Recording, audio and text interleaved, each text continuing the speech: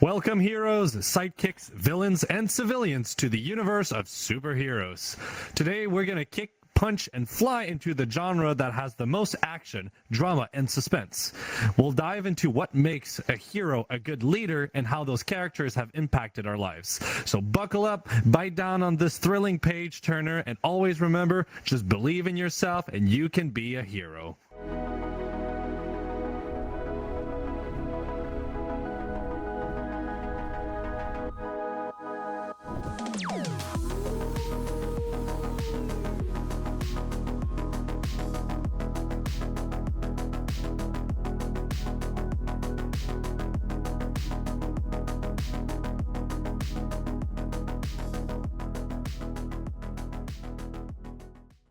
I'm Stream Arcanine. And I'm Whiplash Wolf.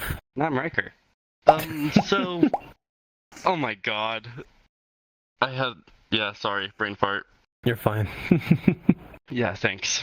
Question before, because editors are just gonna cut this out, so do I just start out with, yeah, leave me alone, I'll bite you. Dude is like, nope, I'm keeping this in. No, if he keeps this in, I'm gonna come after him. So, how were you introduced to superhero fiction, and why was it so impactful to you? I don't know if it would be considered superhero, but my first contact with like superpowers and stuff like that would be Star Wars.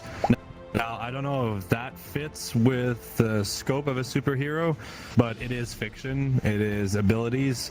So my mother was actually a Star Wars collector. She would collect the figurines, the starships, the cards and everything.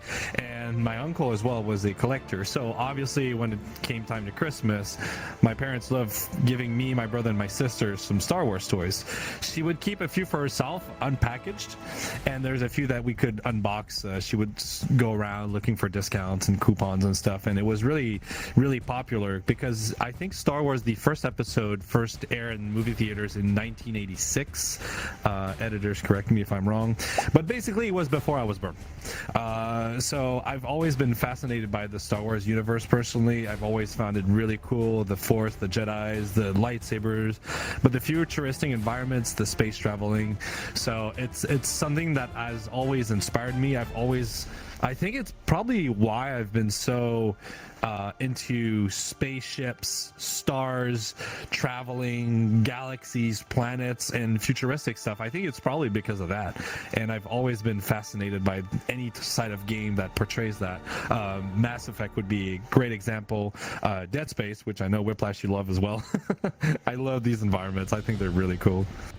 See, mine's on a different spectrum when it comes to superheroes. I started with Teenage Mutant Ninja Turtles. It may not be like superheroes or superpowers, but I mean, still, regardless, I grew up watching Teenage Mutant Ninja Turtles, and I even had all the toys. Oh my god, I played with all the toys when I was a kid. See, it may not fit the superhero, contract, like, let's say Superman, Spider-Man, Batman, but I mean, I enjoyed it, and it was like the first like superhero technicality like show I watched.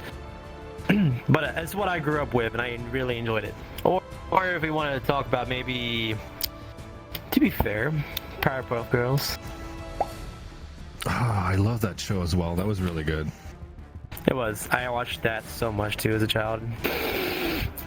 God. One of the, this was the first movie I've ever watched for, superheroes, one of the oldest, Superman movies, and that was the first ever superhero movie I have ever watched, was one of the originals, and I just fell in love with it. I started watching the rest of the older ones, and it was not really impactful on my life. It was just how do I explain this? It was just one of the things that really got me into superheroes was the older and original movies of Superman.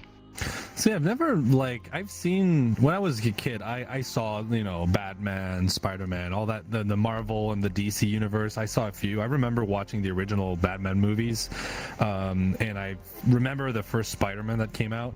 They were around in my life, but they were never as prominent as Star Wars was. But I think the superhero came popular for me a little bit later, which kind of leads us to the next question. What is the first superhero that you look up to, and why were they so prominent in my life?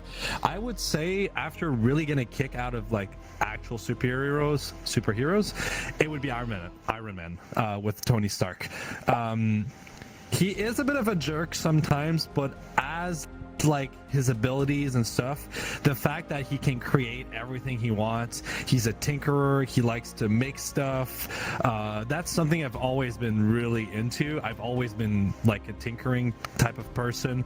I've actually made a flamethrower that shot from the palm of your hand. I've made air cannons, nail guns, dart guns that could shoot across the street. I've also during cons, I've actually built myself a dubstep gun. So I saw this from a game, and I thought that would be really cool to just make my own room party into a handheld device. So I had a car subwoofer with an amp and a big 12-volt batteries with 4-inch speakers at the front.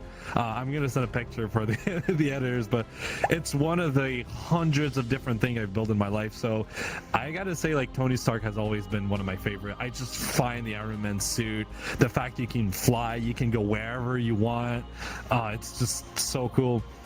I remember watching the first movie in the theaters, and when I got out, I was so inspired and motivated, and I had so many ideas of things I wanted to build and create. And my brother and my father were like, "Stream, it's just a movie. It's just a movie." I'm like, let me dream, okay? I'm allowed. I'm allowed to have ideas. They kept nagging me for it. So I thought it was really funny. But yeah, his character development on a personal level is also interesting as well. And I find that cool. He did something really humbling at the end of the Endgame movie. So I thought that was cool. See, my thing is, I really didn't base my childhood around superheroes, so I didn't really look up to one. But if I was to base one superhero that I really enjoyed as a kid, Spider-Man. To be fair, I wasn't about to go find a spider and have it bite me. Trust me, was it arachnophobia? I have arachnophobia beyond belief. I will destroy a spider as soon as I see one. But I always thought what would be the abilities, having just a bug bite you, and it just gave you powers to just shoot webs out of your hand, or shoot silk out of your hands just to fly through the city skies. I feel like that'd be kind of cool, but same time, what was it, perilous danger pretty much every day. It'd be cool just to do it regardless. You'd be able to get to work faster. I mean, I wouldn't mind it. But to be fair, around me there's no city skylines. Because think about this, Spider-Man lives in New York, which is perfectly fine because there's skylines everywhere. He can just shoot against the webs. He can shoot his webs against the buildings and fly. But where I live at, there's nothing but sky. It's what I'm gonna do. It's I can't do anything with just shooting webs. You're in the middle of a cornfield. You're in the middle of a cornfield. What the heck can Spider-Man do? I never thought about that. I think that's hilarious. That's really cool. But now I just think about it, I feel like the best way you could probably make use of a spider web, especially if you're possibly, my best idea would be is just create a web between two trees. Oh no. And kind of just slingshot your way to the direction of your work. Maybe that would work. A good idea. But I don't know. They never talk about that. They never talk about what happens outside of New York City. It's just alright, cool. Got all the buildings in the world he can use. But literally anywhere else that's not a major city, he's kind of useless, honestly. As we were answering, I kind of thought of a question. I think that was something really interesting because you brought up Spider-Man. Now, I'm kind of curious. Did you guys had a toy that was inspired by a superhero? And if so, what was your first superhero toy that you've got? Not a Spider-Man. As I said, I really never had any of the toys for Spider-Man. I had mainly just the Teenage Mutant Ninja Turtle ones. Now, My childhood was the superheroes is kind of weird. I didn't have Spider-Man toys, but I did have Batman toys, and like I said before, Teenage Mutant Ninja Turtle game like toys. But I did play every single Spider-Man game that came out before before PS3 came out. But every Spider-Man game beforehand, I played all the way through. It was like a weird combination of what I did. Like, I was kind of a weird child growing up, honestly, when it came to like the superhero thing. Like, it was kind of like all over the place. It wasn't just like in one area. I think my first superhero toy I had was actually Spider-Man as well. Was the web shooter and water gun. You could switch between like a silly string shooter that you shot with the palm of your hand, or you could actually put the attachment where it's a water gun. So I'm starting to realize like Spider-Man has been another really early on superhero that was really present in my childhood, in between Star Wars and Iron Man. You know, as we were speaking, I'm starting to realize we should have had like Seth Cooper, the content creator, as a guest, because he's a big Spider-Man fan, and he actually put his avatar into one of the PlayStation games that came out. That would have been great. What about you, Ryker? My first toy was a Spider-Man figure, and what I did, what I thought was hilarious at the time, was I tied a piece of string to his hand and then tied the other piece to a fan and turned it on. Oh my god. That's such a good idea. Awesome. It's such a good idea. What characteristics do you look for in a hero? Let's start with Whiplash. Usually when it would come for a superhero, usually it's one that is selfless, will put themselves in order to save people's lives in case, you know, danger does come to that conclusion. If they do make a mistake, they learn from the mistake and just continue on with it, because we see in most of these, like, some of these superhero movies where they just, you know, never learn from their mistakes and continue doing the same stuff over and over again. I can't remember who it is. Was it Batman? Which one was it? Batman, Spider-Man? Who was it? I can't think of it right now. I would say probably Batman really wouldn't be like a good like one to look up to, because technically like, but he's doing revenge on his family because he died by, you know, a bunch of criminals one night, and he's just trying to get revenge for. I feel like it's like he's just trying to get revenge for what happened to his parents on just different criminals throughout the city. He's just trying to protect the city so nothing like that happens again to him. So I guess I can look up the Batman about, you know, that entire situation. I personally believe characteristic I look into a hero, it's like, well, it's kind of a bit of an obvious one, but being humble is really important. Being cocky and bragging, I don't think it's a really cool superhero trait. But also what I've noticed is that a lot of like superheroes, they tend to put too much responsibilities upon themselves, and being able to say no and like taking a little break, I think from time to time is very important. There's not a lot of superheroes that does that. I think in the Mr. Incredible movies, the main character kind of puts himself through a lot of trouble, a lot of stresses, and he doesn't let other people help him because he doesn't want to risk the lives of others. But I find it cool where the main character, the superhero, actually has a group of friends to help him out. Shout out to Buffy the Vampire Slayer. She has her own crew. She's the one with the superpowers, but her friends want to help her out and be there for her, and it makes the group stronger. Yes, okay, there's more targets that you can aim if you're trying to attack the group, but I find it really cool that they're able to figure out everybody's ability, what they're good at, what they're not good, and try to work together. So I think a superhero that can work in team is really also really important, because you cannot tackle the responsibility of the world upon your shoulders. You cannot be a one-man army. Superman might be one, but still, like, there's a limit to what he can do, either mentally or physically. So I really like it when movies and superheroes portrays their, you know, their strong side, but also their weaker side, and you can also learn from their mistakes, stuff they do bad. And yeah, I think it's one of the things. I think being humble, being, you know, willing to work as a team, I think it's something that I really look into. Self-sacrifice is really very, very honorable, but please only as a last resort. Don't do that too much. I really hated the fact that we lost Iron Man in the last, Marvel movie. They are hinting at a time machine though, so I'm kind of curious if they're going to be able to bring him back. I've heard rumors, I've heard maybe some spoilers and stuff, so I'm kind of excited, but yeah, I'll keep it at that for now. Okay, so next question. Did your preferences in what makes a hero change as you've grown as a person? Stream, your turn.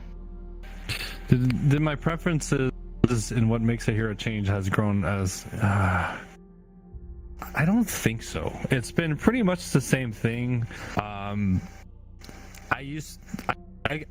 Maybe I can say that over time I've tend to recognize more personality traits over time, how they are. I don't just see the superhero, but I also see the person that is a superhero.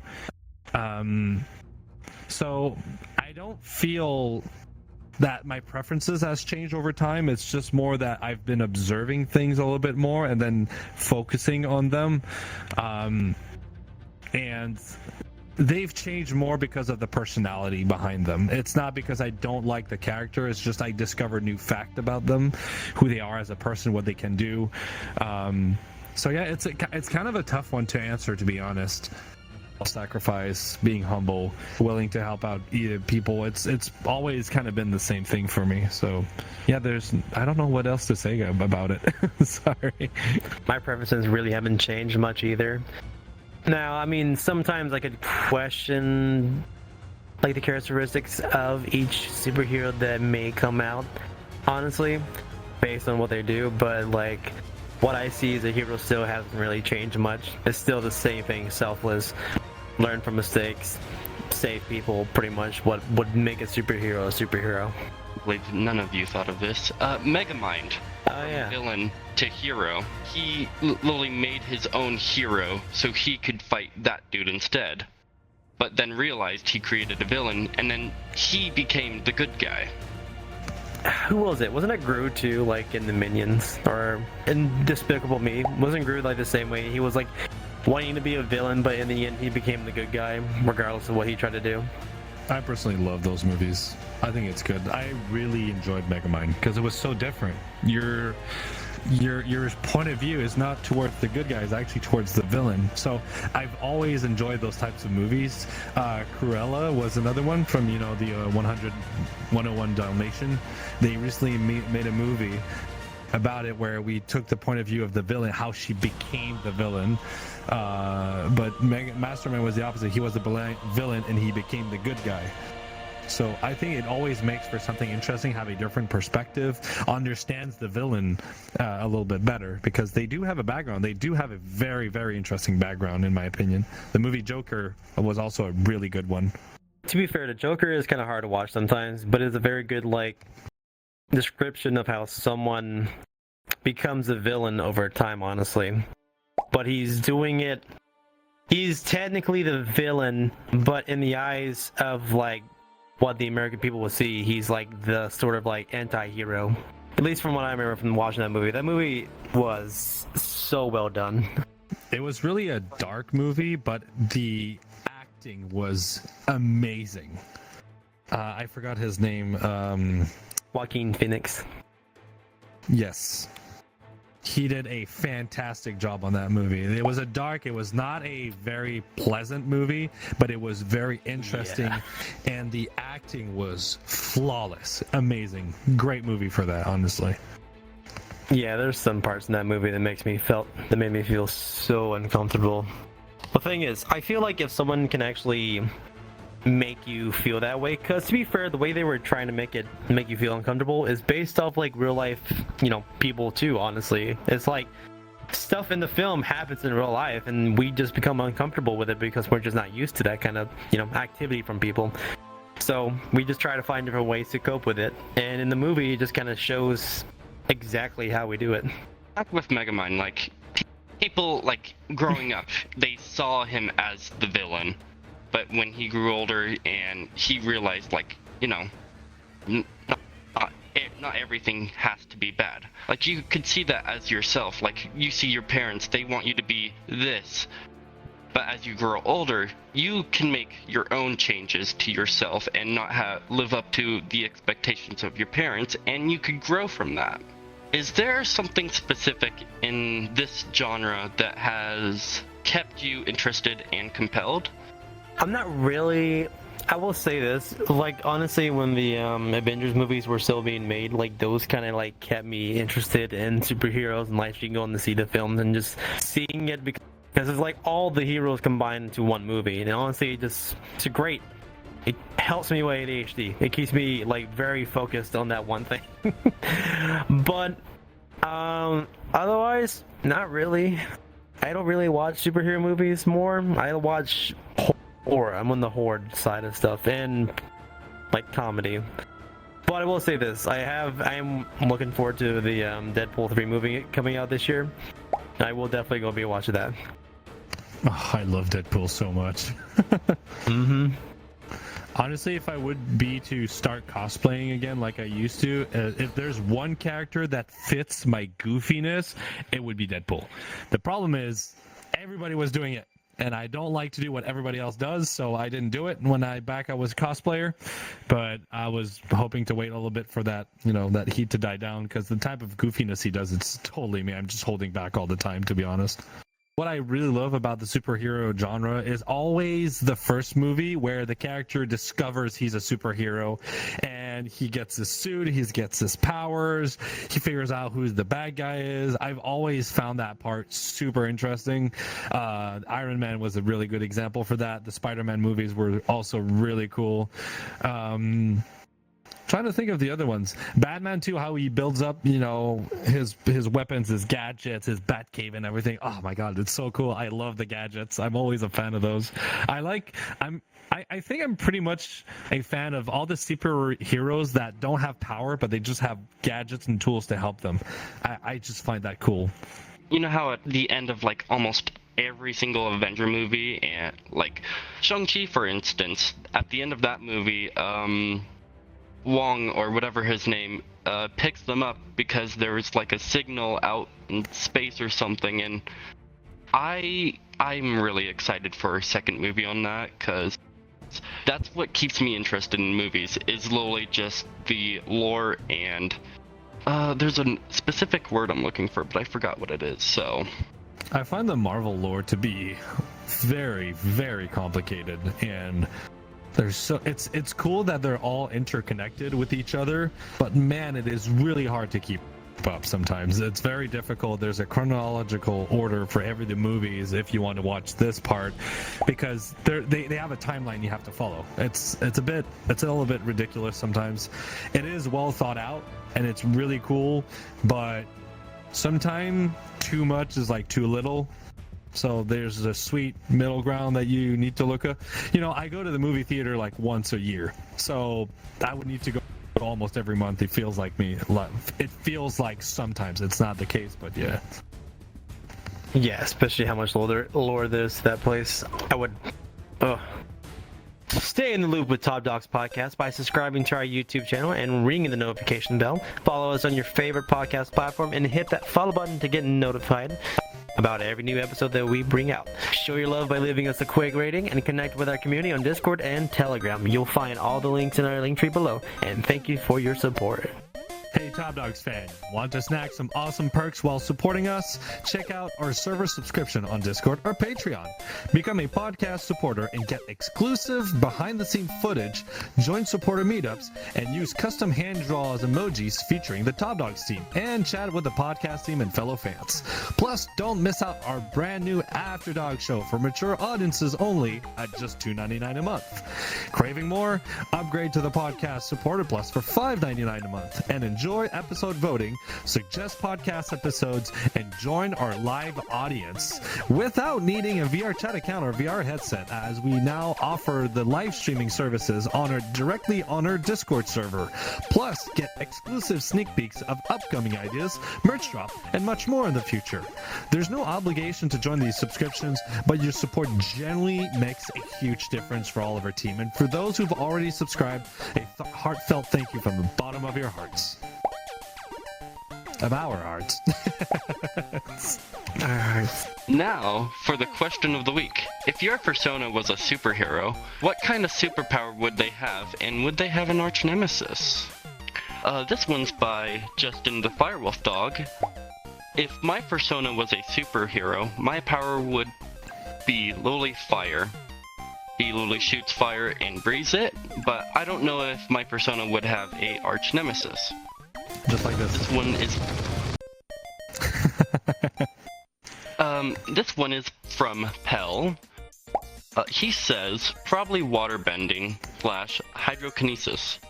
And as far as arch nemesis, none, because my Sona would be one to avoid the public eye or any kind of reputation, leaving no room for an arch nemesis. Which I think that's really cool. It's a smart type. superhero. It's a smart person. Yeah. That's what it is. That's like a real superhero right there, not doing it for the attention and not trying to draw attention to himself.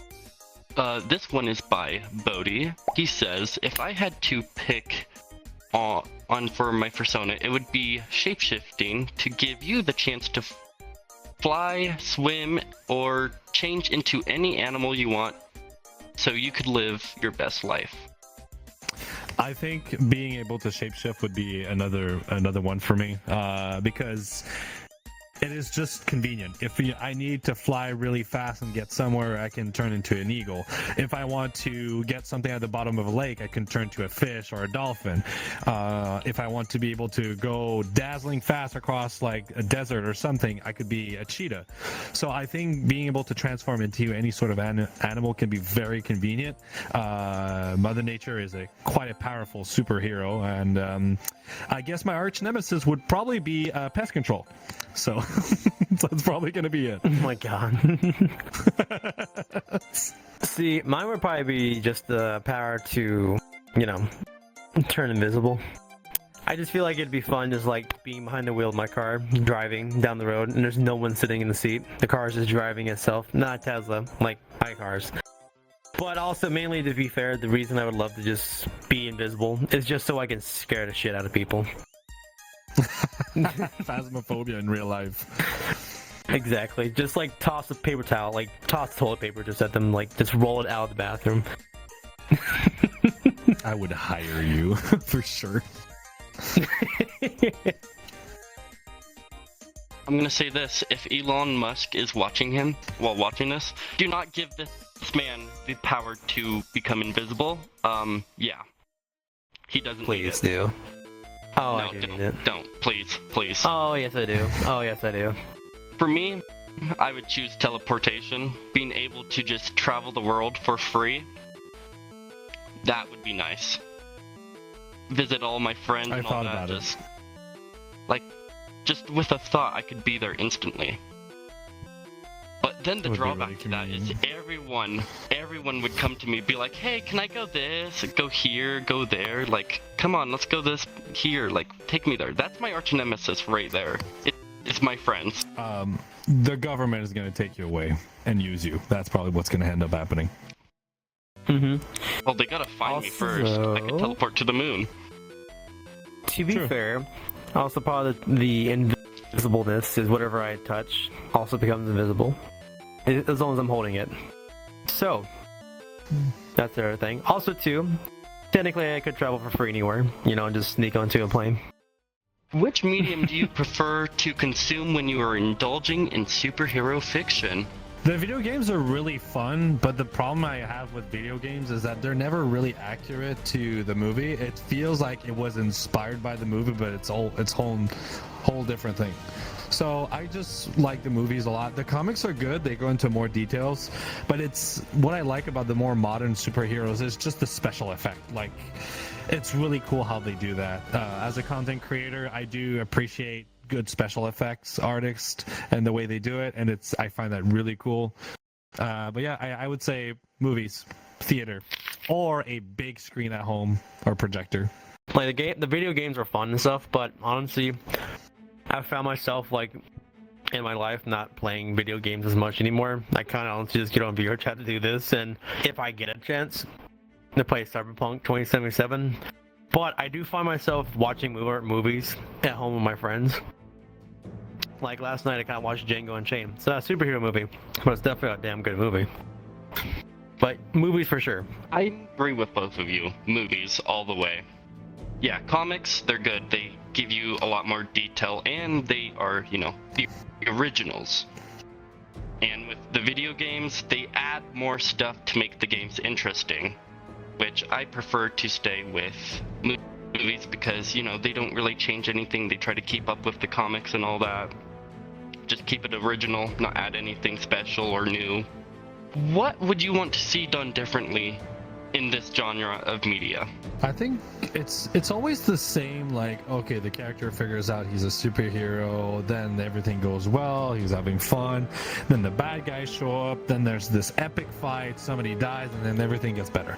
It's always the same pattern of things.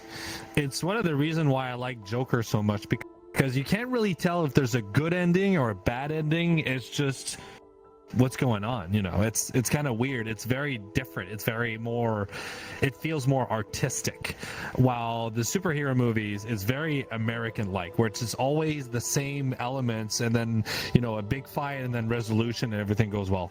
It's always the same pattern. So obviously when they do a superhero movie or a villain movie that is different, it makes it really interesting.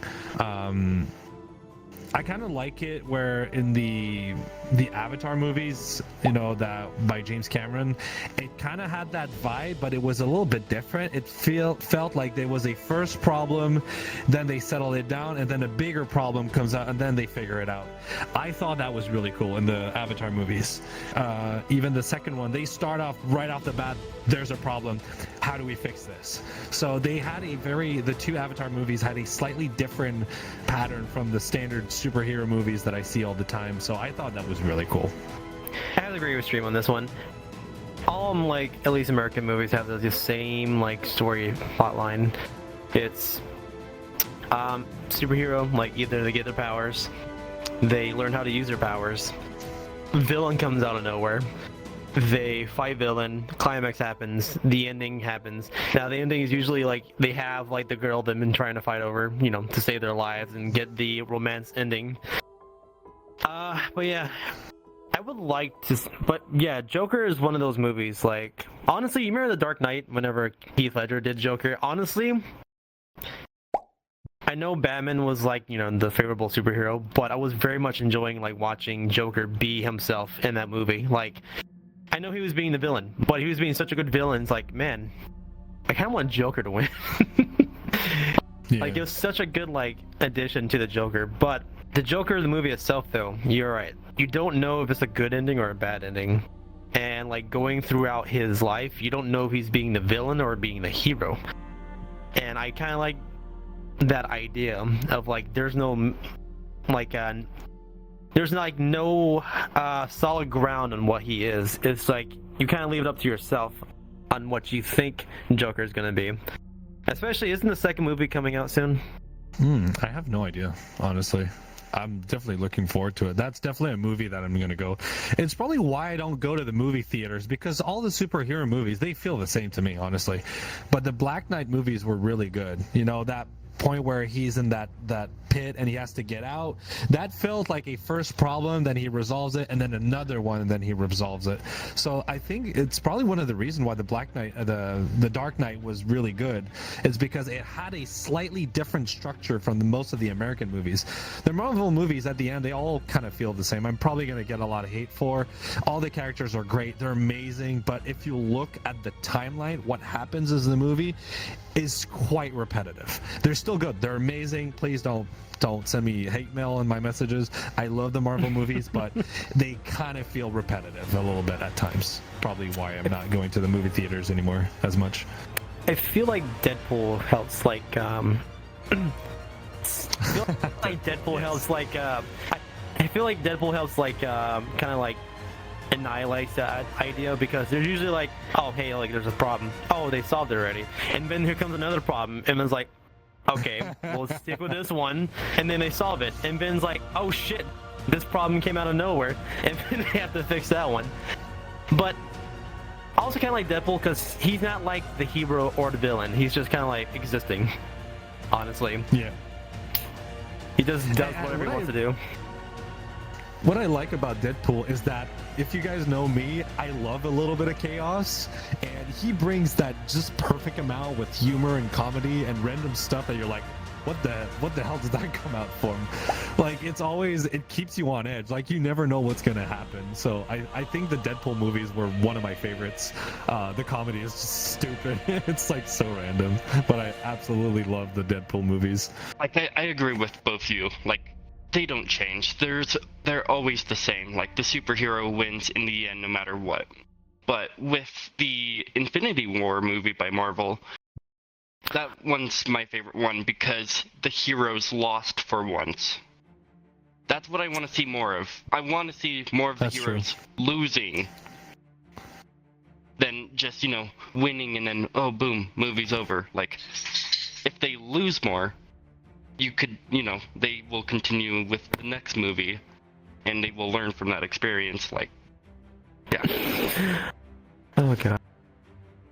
You know what, you made me realize something. One thing I really hate is when I can guess what's gonna happen in the movie because it's so predictable. I love it when a good movie throws you in a loop where you think it's that person, but no, it's totally something else that's gonna happen. I love that. When you're like, you start the movie, you're like 20 minutes in and you're like, oh, I know how it's gonna end. Yeah, the good guys are gonna win. This guy was the bad guy, this one was the good one, but he's gonna grow to be a better person. Oh my god, it's annoying. True though, very true. It's kind of like in Infinity War, how you really weren't expecting, spoilers by the way, you weren't expecting for Thanos to actually just, kind of drop his daughter off the edge just for, which stone was it? Which stone was it he got from that? Was it the Infinity Stone they got from doing that to his daughter? I can't remember right now. But regardless, that one did throw me for a loop. Wasn't ever expecting for Thanos just to be chilling, like, on a porch at the end of the movie. And then it's like, it's like 4 years until the next movie came out. But that was a really good ending. Like, I can't remember. I think when I walked out of the theaters, I was like, damn, I was not expecting for the villain to finally win in the end.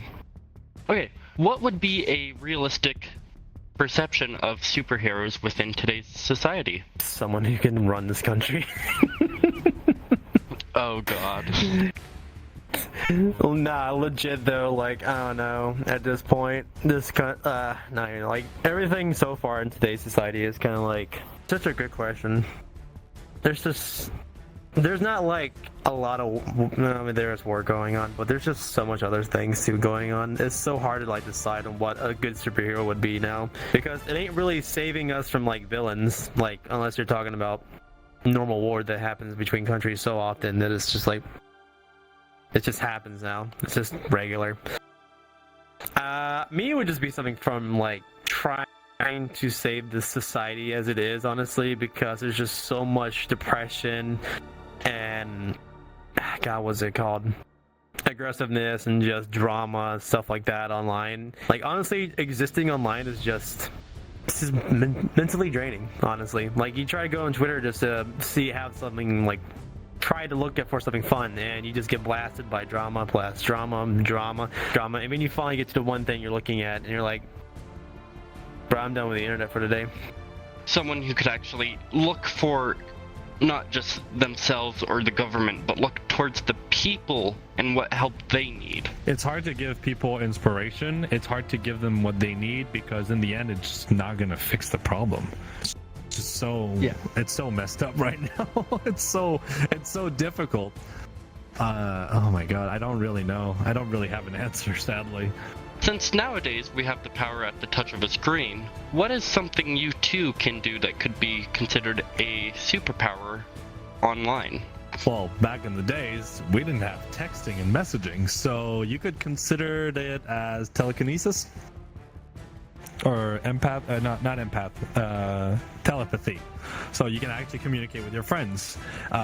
We can't really do it with our minds yet, but with Elon Musk's Neuralink, we're probably going to be able to do that eventually soon. So I think the Neuralink is going to be able to give us a lot of superpowers in the future if it does come. I know there's a guy that was actually implanted with the Neuralink, and he uses to play gaming. And he told him, like, this is actually a problem because it feels like I'm cheating because it's like having an aimbot in my head.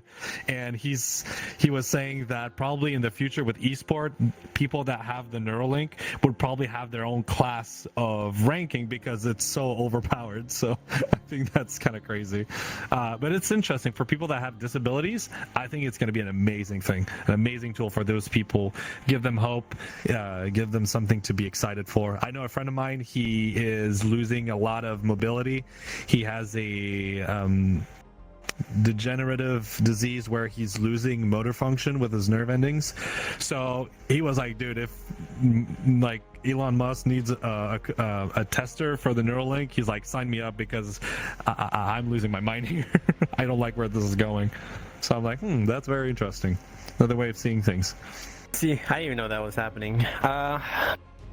Super online, honestly, I mean, my thing would just be not trying to involve yourself or create drama online. Like, that's just my thing.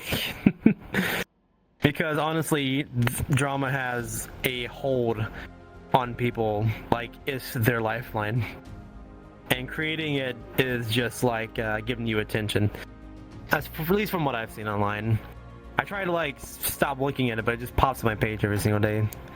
How a superpower for like the internet, it would be social media. Because, you know, there's two types of people in this world. There's, you know, the nice, wholesome ones, and then there's the mean ones. With social media, you could use it in two ways. You could literally just ruin someone's entire life or day with just the press of a button. Social media is a scary superpower. Yeah. The power of defamation. Mm-hmm.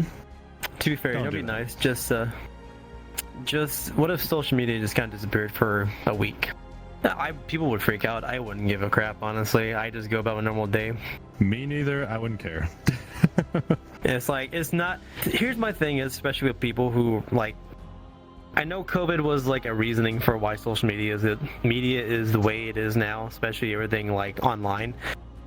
If people were to learn to minimize their social platform versus like actually, you know, being active somewhere, you know, in your life, like everyone has a job. Like, I'm not saying go work more. I'm just saying do more stuff at your house, be more active, do something that's not being online for like 15 hours a day. Honestly, is like if you have a podcast or listen to a podcast, or if you listen to some YouTube video or listen to music, do it.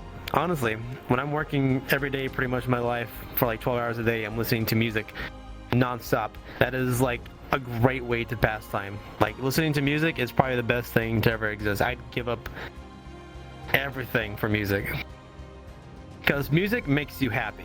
Or just ignore it. Ignore negativity. It's not great to interact with it, honestly. I know most people at least just try to interact with it to feel inclusive, like feel inclusion with the whatever's going on. But it doesn't help out anyone, honestly, in the end. It just keeps the train rolling. You guys went into specifics in a lot of things, but you guys forgot the basics. The power of any knowledge at your fingertips. You can understand and figure out anything you want. Any answer you're looking for, it's right in your pocket. You don't have to go to a library anymore. You don't have to go to check out an encyclopedia. You don't have to do any of that. Just look it up. You can even like voice prompt it on your phone and be asked the question, and then it will give you an answer. I think that is super cool. Power of knowledge. Well, I think that pretty much covers it all. Did you guys want to add anything for tonight? I think I am good, honestly. Today we're going to start doing something. Today I'm going to be telling my dad joke of the day. So guys, Simba was walking a little bit slow. His mom turned around, and what did she say to him? No. Mufasa. Oh my god. Oh my god. End it there. God End it damn there. it. End it there. Save us, Oh my please. End the God. episode. End the episode. Get We're me done. out of here. Oh my god. All right, guys. So I hope you guys didn't cringe too much. Thanks to you guys for coming and listening to this episode. We wish you guys a fantastic day, a fantastic night, a fantastic evening, and remember to enjoy life. Make it fun. Whenever you win or lose, you can always come out ahead by learning from the experience. All right. Good night, everyone. everyone. Bye-bye. Good night.